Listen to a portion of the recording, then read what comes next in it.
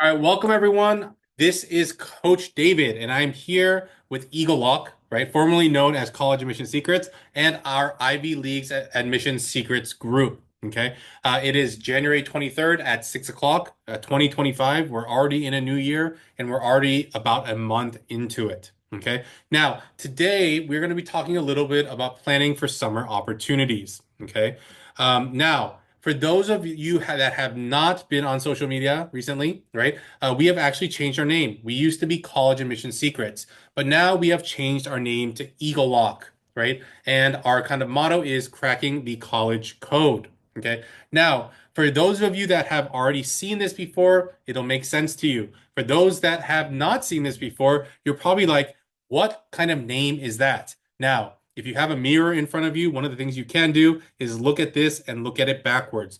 Eagle Lock is actually college spelled backwards. We want to help you guys crack the college code. This is just the first step in doing that. So our name, Eagle Lock, is college spelled backwards. That is our new company name. Okay. So for those that do know me, right? You've seen me around, right? For those that don't know me, my name is Coach David, right? And so here are just a couple things about me, right? I used to be a former college and law school admission reader. Obviously, I'm not doing that now because that would be a little bit of a conflict, right? I'm a former lawyer, right? I have sent so many of our students to the Ivy Leagues, right? And I also help our families with financial aid, right? Now, today, what we're going to be talking about is how to spend your summers, right? What you need to consider, and how to make the most of each and every summer that you have. Okay. Now, one of the things that I ask from our families is for them to go ahead and drop their students' grade into the chat box, right? So if you're a ninth grader, you can put 9, right? 10, 11, 12, whatever it is, right? Put your high school students' grade into the chat so that I know who's here, right? And if there are additional questions, right, and I know what grade you're in, then I can go ahead and kind of respond to those in the correct way, right? There's also a Q&A, right, that you can ask questions in, or you can also do that in the chat, right? Q&A is a little bit easier because it just kind of has those questions. Okay, so if you guys can put them in the QA, I will answer those at the end or either in line if I do find them as I'm going through the presentation. Now, this replay will be available 24 to 48 hours after we kind of end, right? For our Facebook families, there will be a post in our Ivy League Admission Secrets group, right? Also in our UC Admission Secrets group for those that are in our Facebook group. If you're part of our coaching program already, you will be able to find it on our private YouTube channel. Okay. So let us go and kind of get further into kind of a little bit about this year's successes, right? So we have been blessed, right, this year with so many students that have worked really hard, right? And we've been able to get them into some great schools. Okay. So one of our students got into Cornell, early decision. Okay. Another couple of our students got into Notre Dame, right? We had a student in at MIT. We had another student in at UPenn. Now, those are just some of our early kind of results, right? As soon as we have more results to share with you guys, right, from regular decision, we will go ahead and share those as well, right? Because we have plenty of more students that applied regular decision, right? Now, let's get into the bulk of what we're going to talk about today, and that is the summers, right? One of the biggest kind of worries of that any family has is what the heck do I do during the summer, right? How do I use it to the best of my ability, right? Now, if you're planning an 8-week trip, cruise around Europe, right, you're probably not going to be able to do much, right? I'm not saying don't take vacations, families. I do think that vacations are necessary, okay? But especially during the students' more kind of critical years, it is something to think about and plan around what other things the student will be doing during the summer. Okay, so what we're going to talk about is how to prepare and utilize kind of the summers efficiently.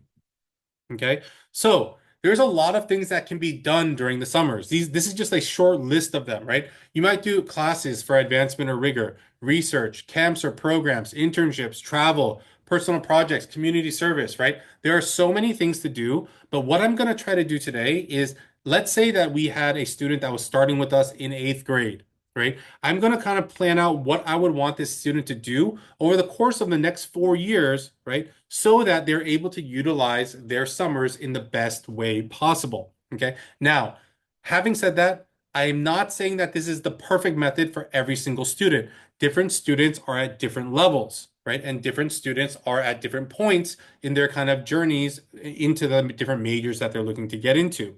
Okay. So this is a general kind of pathway for students, right? And again, these things can change depending on when they are ready for certain things.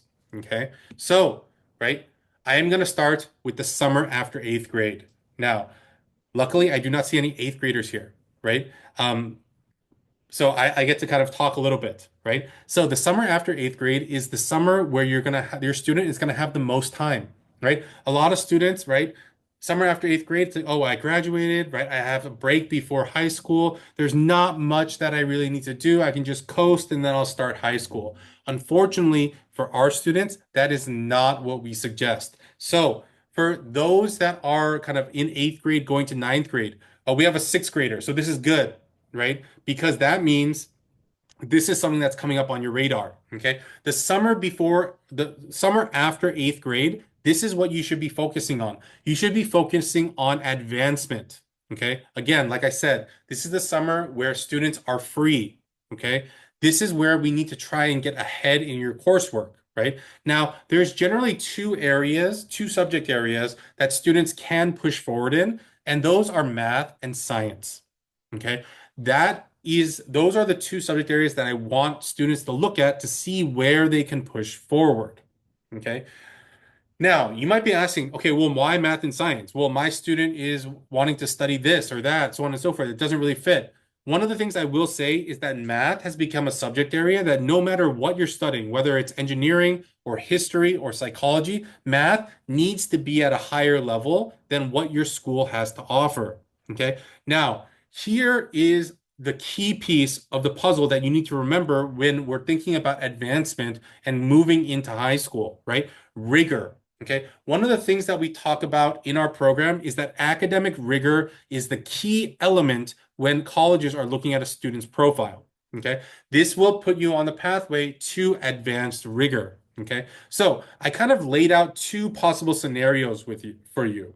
Okay. So there are students where, their school, eighth grade, you take algebra. Some schools, you take geometry, right? But with no advancement in the summer, this is the pathway that you're on, right? So if you started in geometry in ninth grade, right? It's geometry, algebra 2, pre-calculus, and then depending on if you're taking honors or AP or whatever it is, you might be in AP calculus AB or BC, right? Now, if you started in geometry, right? And you didn't have any advancement, that means that in ninth grade it'd be algebra 2, right? Then in 10th grade it'd be pre-calc, 11th grade AP calculus AB or BC, right? And then 12th grade, depending on, which one you were in 11th grade, AP calculus BC or even AP statistics, right? These are the kind of math levels that you could be at, right? Now, why does that kind of pose a problem, right?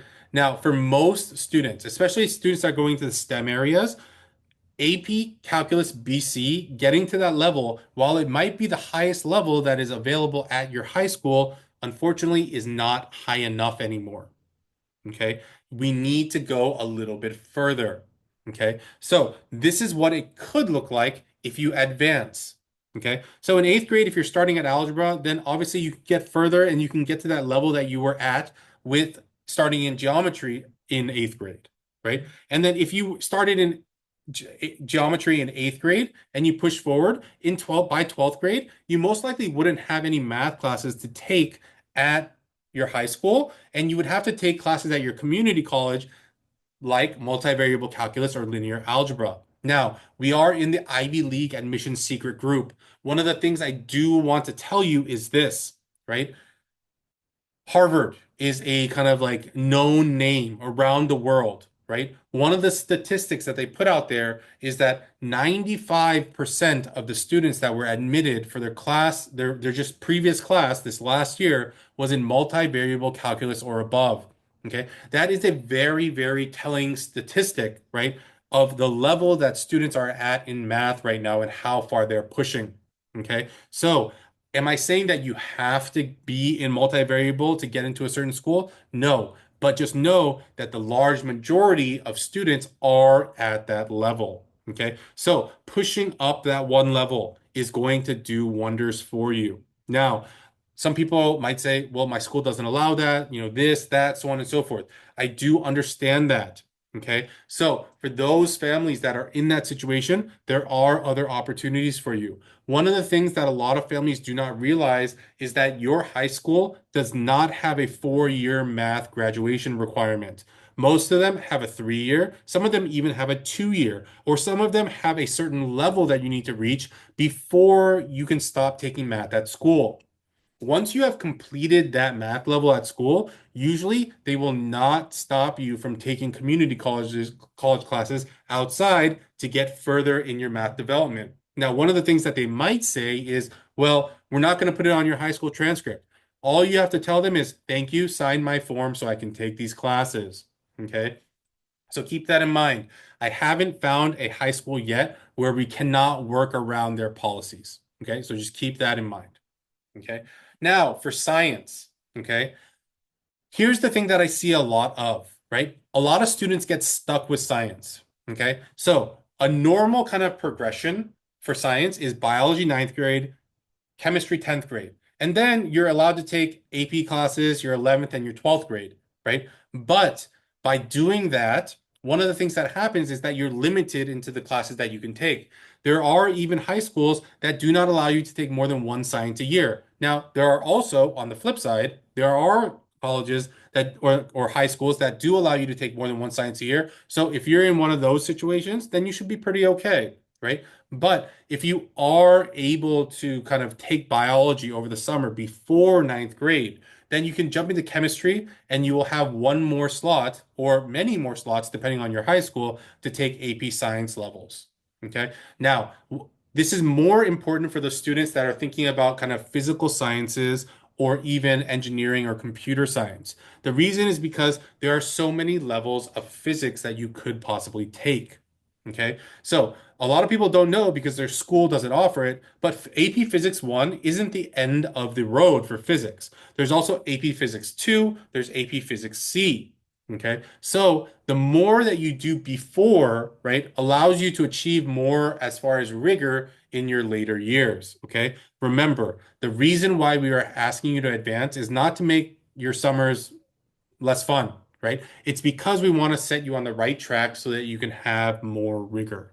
Okay. All right. So again, how you will do this, right? Some high schools will allow for community college classes to advance. Other schools will allow you to take district summer school, right? It all depends on the policies of your high school, right? But if you are an eighth grade student right now, planning to go into ninth grade, I'm pretty sure you're going to meet with the high school counselor soon. This is something that you can ask them to see what the possibilities are. Okay. As far as takeaways, right? It's all about planning for success, right? You need to work on the subject areas, that you can move forward in, mainly math and science, right? And this should also be a time that you are taking time out of your schedule to work on the subject areas that have been difficult for you, right? So if English has always been your weakness, well, this summer, you might want to read that 10, 15, 20 books that you've been holding off on, right? And you know what? Maybe history has been kind of like the kind of weak area for you. Well, if you have a history class your ninth grade year, that might be something that you take a preview class for. Now, a lot of people haven't heard this term before. I thought it was pretty prevalent because there's a lot of them around where I am. But a preview class is basically like a kind of condensed, like a summarized version of what you're going to be learning in the first 2 to 3 months of your semester so that you are not kind of taken by surprise and that you do know the material as you're walking into it, right? So if you have not seen this term before, if you look around at your local kind of tutoring centers, things like that, there should be preview classes or prep classes for certain subjects that you can kind of sign up for so that your student has a better grasp of the material. Okay. This can also come in handy if your student, if you've heard that a certain class is really hard and you got the hardest teacher, this might be something that you do. Okay. Now, before we move further into kind of ninth grade, 10th grade, and 11th grade, I had a quick word from our other half, right? Now, obviously, getting into college is our first goal. The next part is paying for it, right? Now, if there are families out there that are happily, right? I'm not saying that you're not going to do it, but happily writing a $45,000 check or a $100,000 check a year for your child's education, right? No need to listen to what I'm about to say, right? But for those that are not happy about that, right, you should sign up for a consultation, right? If you feel like your family makes a little bit too much money, if you feel like, oh, I'm not going to get anything because my neighbor didn't get anything and my cousin didn't get anything, right? I say sign up for a consultation because you're probably the person that needs the most help, right? And also, what's the harm? Our consultation is free, right? Either I'm able to save you money or I am not able to save you money, right? It doesn't matter what grade your student is in, right? The youngest student I have in our financial aid program is in sixth grade, right? So if you're in high school, this is the time that you need to be talking to us, okay? So if you are interested in talking to us about financial aid, you can text money to 949-298-6234.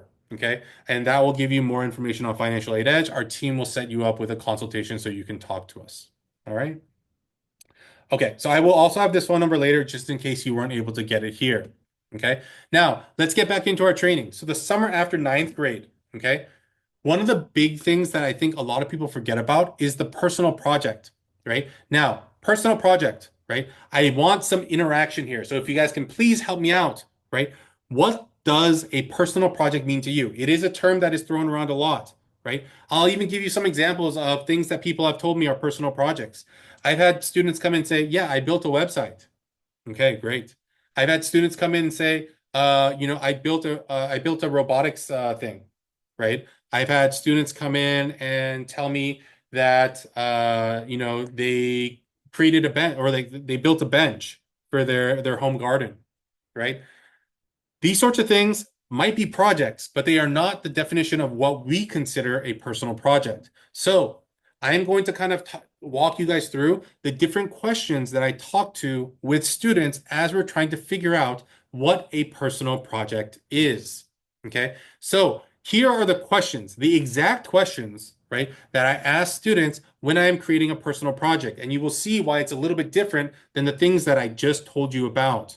Okay. Now, most people think that a personal project is a project where you show off your skill set, right? But a personal project to me does not mean that. Okay. A personal project to me is the student doing something that they love doing and creating an impact in their community. So here are the questions. The first is, what do you love doing? What are you passionate about? Right? Now, that's a very strong question, right? So sometimes I ask students, well, if you were home alone, you had no homework, your parents were gone for the weekend, what would you be doing? That is what they really love doing, right? Now, obviously, there's some more positive things that the student might be doing, or some more negative things like social media scrolling, right? Social media scrolling, you'll see, will automatically be kicked out of the kind of different ideas that the student can come up with because of this next question. The next question is why? Okay. So, what do you love doing? What are you passionate about and why? The second thing is, what about the thing you love do you want to share with other people? Right? And again, why? Why do you want to share that? Right? The third is, what community do you want to share it with and why? And the fourth question is, what am I going to do to create an impact in that community that you have chosen? And why is it that exact community? Okay. So, a personal project does not exist without the whole kind of like purpose of creating change in your community. Okay. So again, the student that comes to me that says, I built a website, right? My question to them is, and so what? Right? Like realistically, if I went onto like those plug and play website creators, I could create a website in 15 minutes, right? So the question becomes, why did you create that website? What impact are you trying to create? I don't know. Maybe they're trying to get out information about mental health awareness, right? Maybe they're trying to, one of our students, he created an app to help dogs that aren't getting kind of adopted and rescued to get adopted and rescued. So creating a website for that purpose has a meaning, but just creating a website in itself doesn't have any meaning behind it. That's what you should always be looking for. Okay. So the summer after kind of like ninth grade, this is something that I do think that is very important. I understand the ninth grade transition is very difficult. So students are kind of adjusting, right? But during the summer, more free, this is something that you should be thinking about, right? Another thing that I think is really important for students to think about is adding rigor to their schedule, right? Now, most students, where are you going to find it? You're going to find it at the community college classes, right? So during the summer, a lot of schools that are very strict with their kind of like community college class like policies they do allow students to take classes that are not available at their high school, right? So some of the areas that we suggest for social science are social sciences, right? Especially if a student's taking a class for the first time. Psychology, sociology, culture and anthropology. These are just some areas where we've found that our students do very well, and they also find a little bit interesting. Okay. Now, one of the things we always tell our students and families is before you take a class, you need to make sure to check up on the professor. It is not our goal to kind of have you in a class where you have to spend 7 hours a day reading and doing assignments. We want to find you the kind of place where you can go and get a good grade, right? And also have fun learning, right? There is a website called ratemyprofessors.com, which has I'd probably say 90% of the professors teaching at any individual community college or college in general, right? And through this, students are able to see like the kind of general kind of attitude of the class and atmosphere, and also see how the professor grades as well. Okay. So that's always something you need to check before you kind of take a certain class, because again, we don't want you to be in a class that is going to take up all of your summer. Okay. Now, that's general rigor, right? The other kind of rigor that you have is interest area rigor. Okay. So, where do you find that? Also at the community colleges, right? So, just as an example, if you are interested in business, you might take Intro to Business or Business Law or Financial Accounting. If you're interested in computer science, you might take classes such as data structures or advanced C++ or C sharp, right? So it really depends on where your skill level's at and also where your interest level is at, right? Now, for students that are kind of like in different areas, let's say you have a real interest in political science or history, other areas, there should be plenty of classes for you to find to take. Now, I am based in California. The majority of our families are also based in California. So if you can find a class that kind of covers both areas, I think this would be great, right? Now, when I say both areas, what I mean is there is a list of classes at your community college called IGETC, okay? IGETC, okay? If you actually type in the name of your community college and then you type in IGETC approved courses, then there will be a list of courses that fulfill kind of different requirements at the UCs and the CSUs. If you can find classes either in general rigor or interest area rigor that are on there, that's great, right? But what I have found is that a lot of classes that are in the interest area rigor aren't necessarily classes that are on the IGETC. Now, if it's because you're interested in that area, that's great. Okay. Even if it's not on the IGETC list, go ahead and take it, right? But if it is something that you're taking for general rigor, it should be on the IGETC list. Okay. Um,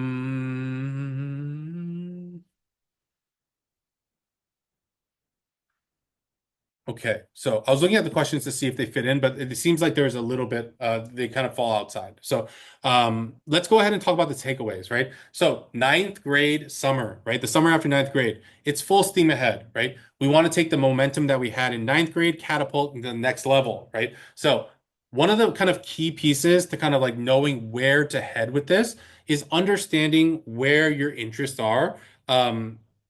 So that we know which direction to head in, right? So I don't need to know that you exactly want to do, biomedical engineering or that you want to study particle physics, right? But I need a general direction, right? It's like, oh, I'm thinking more physical sciences, right? I'm thinking more engineering.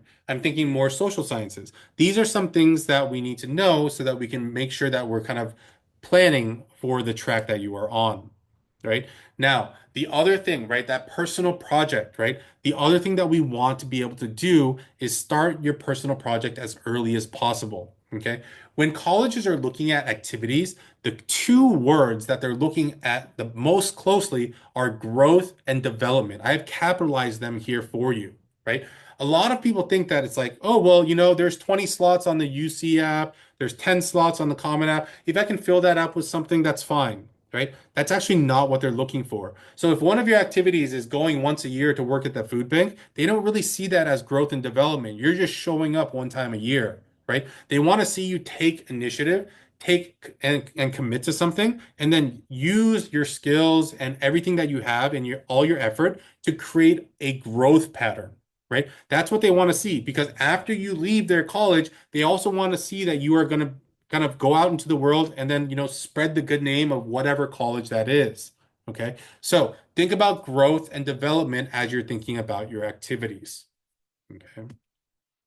The summer after 10th, right? We're going into 11th grade now, right? We got to prepare, right? So this is the time that I tell most students it's time for like camps or programs, right? Now, the biggest thing that I have with this is that you need to make sure to find the right one. Okay. Not every summer program is created equal. I get this question so much that I've come up with kind of general answers for what needs to happen, right? So when I talk about the right ones, it's not that there are wrong ones, right? But if I had to kind of give generalized advice, here's the situation, right? I want families to hopefully, if they're looking at different options, I would rather that they look at the options that are run by the actual college, right? Now, while a lot of them might seem to be run by that college, you'll actually find that there are actually very few programs run by the actual college versus third-party organizations. Okay. So, for instance, I don't want to name names here, right? But there are programs where they will borrow the dorms, they'll borrow the cafeteria, they'll borrow the classrooms, right? They might even borrow some of the students, right? That are there during the summer to make it seem like it is a program run by UCLA or Stanford or Harvard or wherever it is, right? But at the end of the day, it's about the experience that you get, right? So if it is an experience that you feel strongly about and it's something that you really want to do, then it doesn't matter who it's being run by, right? It is the right one for you, right? But if I had to give you some general advice on where to start searching, it should be with programs that are run by the actual colleges themselves. Those programs you will find with a harvard.edu kind of like website, right? The other ones, they aren't going to have that. Okay. Now, here, because I know I'm going to get this question later, here are some programs that our students have attended and that they have loved, right? There are so many more, but these are just some of them. Okay. So Cosmos, right? If you're in California, Cosmos is a great program. They have multiple different clusters at multiple different kind of campuses. And these are kind of like, especially for STEM students, these are great programs. Okay. There are research programs at UC Santa Barbara, right? The Research Mentor Program. It's kind of a world-renowned program, right? There's also the SRA, right? Now, I've actually heard from one of my students that has been to both of these that they're almost exactly identical. Okay. One is more in a group setting, one is more in a one-on-one setting. Okay. So that's kind of the situation there, right? Um, so we have a question here. Does SRA and RMP have scholarships to attend? So some of them do offer financial aid, some of them do not. You'll have to look more on your website for that, right? Again, there's other things at UC Davis, right? There's a Young Scholars Program. I had a student go there. They're very interested in biology. They loved their experience, right? Can't stop raving about it. There is the UC Irvine Gotti program, the Gifted and Talented Institute, right? The Beaverworks Summer Institute at MIT, Yale Young Global Scholars, SUMAC at Stanford, right? UCLA Nanoscience, right? There's so many more, but these are just some of the ones that I thought I would highlight because our students have most recently gone to these and they really, really enjoyed them. Okay. All right. So deadlines, applying, right? So if you're thinking about applying these to these kind of types of programs, you need to apply now, right? Some of them might already be closed, right? So if you are thinking about doing a summer program, it is not the time to wait until April or May, right? You need to apply now because the deadlines are coming up, right? The application is very like that of a college application. There's transcripts, there's letters of recommendation, there's essays that you need to do. If you haven't started yet, you need to start right away. You need to check when the deadlines are. A lot of the deadlines might be at the end of January or very early February. Okay. So make sure that you're checking in on those. You still have a couple weeks left. Okay. Now, takeaways. If you are going to apply to a summer camp, you need to prepare early. It's not like just someone shows up with a summer camp and says, here you go, right? So you might even want to think about looking at different programs a year or two before to see what makes sense for your particular student and their interest areas, right? Because usually these programs have been things that have been kind of going on for the past several decades. And so the information will be out there about kind of like what the different things that they're teaching, right? Again, one of the things that we always tell our students is that these types of programs, they're not really necessary, right? But if you are going to spend your time, effort, and money on these types of programs, you want to make sure that you're getting the most out of your program, the most bang for your buck, right? If you have any questions about certain programs, let us know, right? You can either reach out to us in the kind of in our Facebook group, right? Via Messenger, right? You can reach out to us in Discord if you're one of our coaching families, and we will give you our honest opinion about the different programs, right? Again, I've been doing this for just over a decade and a half, right? I've heard about almost I've heard about probably 90% of the programs out there, and I have a lot of reviews based on kind of our students and kind of how they felt about the different programs they've done. Okay. So again, programs, it's all about the experience that you get, but sometimes you are not necessarily guaranteed, but there is a higher probability that you will get a better experience at programs that are run by colleges. Okay. All right, the summer after 11th, okay? Maybe one of the most critical, right? A lot of people might think, well, the summer after 11th, well, we just work on applications, but there's so much more than that. Okay. So the first thing that I get a lot of, especially in junior year, is internships, right? So what is an internship, right? So a lot of people, when they're thinking about internship, right, they might be thinking Google or Facebook, Instagram, Salesforce, Apple, right? You might be interested in business and want to do that. You might be interested in computer science, engineering. There's a lot of different things that happen at these different companies, right? But for these large kind of like mega companies, right? Do you know what I call these internships? This is what I call them. I call them the mug and hoodie internships. Okay. Now, you guys might be thinking, what the heck are you talking about? Mug and hoodie internships. And this is why I call them the mug and hoodie internship, because that's literally all you get. Okay.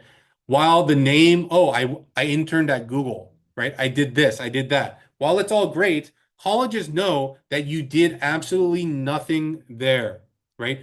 Because, well, Google's never going to let you touch the search bar algorithm, right? Facebook is never going to let you touch the code to the Facebook Messenger. Salesforce is never going to let you touch the CRM software code. They're not going to let you do anything, right? They don't so it's a lot more of just observation, learning about the different career paths, right? And then getting your mug, getting your hoodie, and then going home after a week. Now, granted, that mug is probably really nice, and that hoodie, it's probably really good cotton, right? But you don't really get anything out of the experience. Okay. Now, this is what an internship should really be about. A real internship is applying your skill, not just observation. Okay.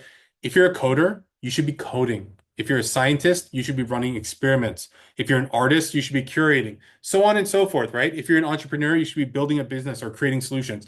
These are the things that you should actually be doing. You should be actually be taking an active role in the job that is being done. Okay. If you are not, it is not an internship. You are just a fly on the wall. It is just observational. Now, if you do want to get a quick observational look at a different field, well, that's what YouTube is for, right? That's actually a exercise that I have our younger students do to try to figure out what majors might work for them or not, right? I have them go into YouTube. I have them put in different majors or careers and then type a day in the life of this type of, this type of major or this type of career, right? Just to have them get a more in-depth view, right? Because even more than in a live person situation on a YouTube video, they can get more in depth. Okay. So keep that in mind. That's what an internship actually is. Okay. Now, one of the pieces that you do have to remember for junior year summer, right? The summer after junior year is also that you're going to be working on applications. Okay. So one of the things that I tell students is that the summer is when you should be starting, right? A lot of people just kind of push it off until the fall. And we actually get a lot of students coming to us in September saying, hey, yeah, so I'm just starting my college application kind of journey. I'm a senior, right? I need some help. And we're like, where were you for the past, 6 months? Right? And that's because starting in the spring, we start talking to students about their college lists and different things, right? Our most successful students are those ones that start early and end early. Okay.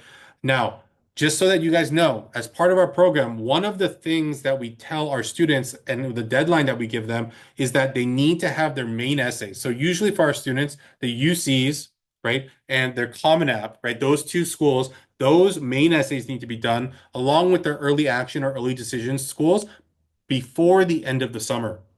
Okay. So that's the deadline that we give our students. So usually by like August 15th, students need to be done with their UC essays, their Common App main essay, and their early essays. Okay. This is a very critical piece. Again, do not wait until the fall. Okay. So takeaways, right? Internships, again, it's only as valuable as the work that you're actually doing, right? Don't get swayed by the big names, right? It's always about the value that you bring to any of the organizations that you work for, right? If you are struggling to find an internship and it's something that you really do want to experience, right? We do have a program that can connect you to companies in your field of study, right? So if you want more information about that, right, reach out to us later on. We are finalizing the final pieces and details to that program, but we should be unveiling it soon. Okay. And again, last thing, do not forget about your applications. Okay. Now, the summer after 12th, okay, students have graduated, they're already in college, they sent in their deposits, right? What do? Well, you can relax. Okay. Take some time for yourself, right? Travel with the family, go visit relatives you haven't been able to visit, right? But just relax, right? Nothing for you to do there. Okay. Now, this is the end of our presentation, right? But if you guys are interested in talking to us about our coaching programs, you can text college to 949-298-6234. If you're interested in our financial aid EDGE program, text money to 949-298-6234. So I'm going to leave this up. I do see a bunch of questions here, so I'm going to go through those, right? And then if you guys do have additional questions, keep putting them in the chat or in the Q&A, and I will make sure to answer them, okay? And I'll just do them in the order that I got them here. Okay. All right. So let's start with the first one. It says, regardless, taking Algebra 2 in the summer, is it worth a year of class? Also, I think really doable. So I think these are two separate questions. I think so taking Algebra 2 in the summer, depending on where you take it, yes, it will be worth that full year of math, right? So a lot of people don't know this, but a community college class, even if it's one semester or one term in the summer, it does have the weight of a full year of high school class. Okay. So yes, it does do that, right? Now, the other question I think that you said is SAT math will be algebra and geometry. Is it really doable? Well, actually, the SAT math has actually been elevated to Algebra 2. So there are some Algebra 2 concepts on the SAT. So one of the questions I always get is when should you start studying for the SAT? Well, you shouldn't start, you should start studying for it after you have completed Algebra 2. Because if you try to study for it before, there's new concepts that you have to learn that you don't know yet. And then that just becomes like a repetitive process because you're going to learn that eventually in that math class that you're taking. Okay. And then we have another question here and it says, what do you think about IGETC for incoming ninth graders? So if your school does allow a student, and that's why I said, right, the kind of layout that I gave you right now, it's not necessarily the perfect layout or the ideal layout for every student. Because if your high school allows you to take, community college classes the summer before your ninth grade year, then sure, why we should take advantage of that. But even more than that, one of the things you should be looking at is to see if you can advance a little bit in that math and science. Okay. We have another question here. I strongly believe in work experience is working after school or during the summers, valued at all. So yes, it is valued, right? So just like any other activity, it does have value there. But, right, the question becomes why, right? So every activity you do, the most important question that you need to answer for yourself is why. So it's like, oh, I'm working. Well, why, right? Is it because like you love skiing and like you're saving money to buy your ski pass so that you don't have to burden your family? Okay, great, right? But if the answer is, well, I just want to buy something, right? That might be a little bit less, right?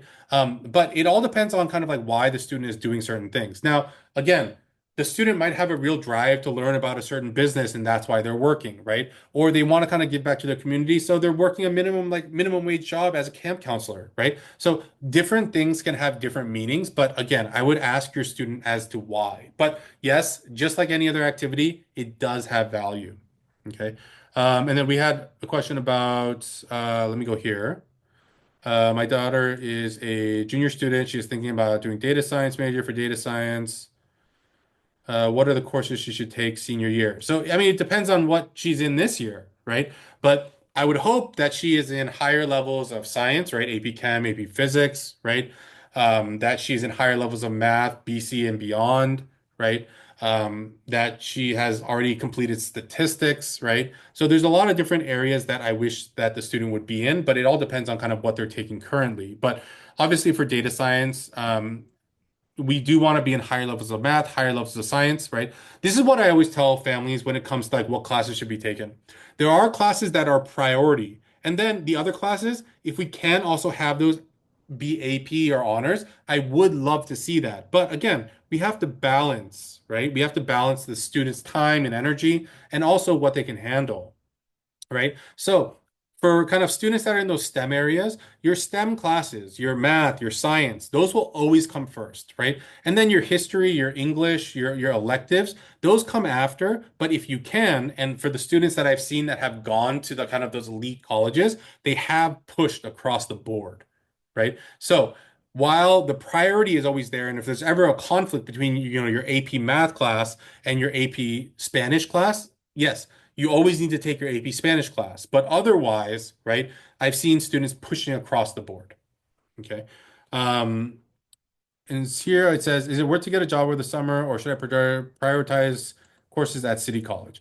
So if I had a totem pole of kind of things that I've seen impact the college admission cycle, the kind of the classes at City College would probably be a have a larger impact, right? Unless there was a reason why you had to be working over the summer, right? So one of my things, when I was in high school was that, both my parents worked, right? There was a lot of kind of expenses that I didn't want to have burden them with, right? After school, like I would need to eat something because I would need to go to tennis practice or football practice, whatever it was. But I didn't really want to ask them for money all the time because I felt like, I wasn't doing my part. Right. And so I got a job at Starbucks. My parents had no idea why I was working, right? They're like, well, you don't have to work, but I did because I felt guilty, right? And so for me, that was why I began working because I didn't want to be in that position, right? Now, if that's something that you feel too, maybe that is the right thing. But if it's not a necessity that you work and everything's okay, then you might want to think about taking those kind of city college classes so that you can increase that rigor. Okay. We have another question here. It says, if you have to prioritize the summer for an 11th grader, what is the order of priority among essays, internships, summer programs, personal projects? So obviously for an 11th grader and the summer after, kind of 11th grade, kind of like going into your senior year, the priority needs to be on the applications, right? But the applications are something that are going to be kind of like something that you are going to be working on basically from like April until December. So there's an 8 month span, right? So there are other things that you should be doing. Now, a personal project, starting it up in the summer might be a little bit difficult because it takes time to grow and develop that. So I would probably nix that, right? Internships are things that you can do in the summer. Summer programs are things that you can do in the summer along with your application. So I would say look at summer programs that fit kind of your needs and kind of what your wants, right? Look at internships. And again, like I said, we do have an internship program that is coming out just shortly, right? Probably in the next couple of weeks, right? And then obviously work on your applications, right? Now, one of the things that we do have here at Eagle Lock now is that we are doing our college application intensive, right? For those that have been with us for, a little while, you probably saw the kind of things that we were doing last summer, right?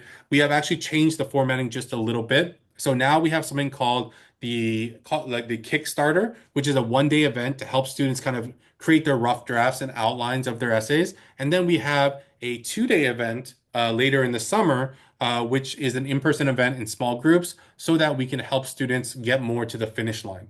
Okay. We thought that that would be a better way to kind of have things there. Okay. We have another question here, and it is, what about the Davison Young Scholar and CTY summer programs? So, CTY is CTY is a program that's kind of like it's like the talented youth program. It's more influential in lower grades, the CTY program.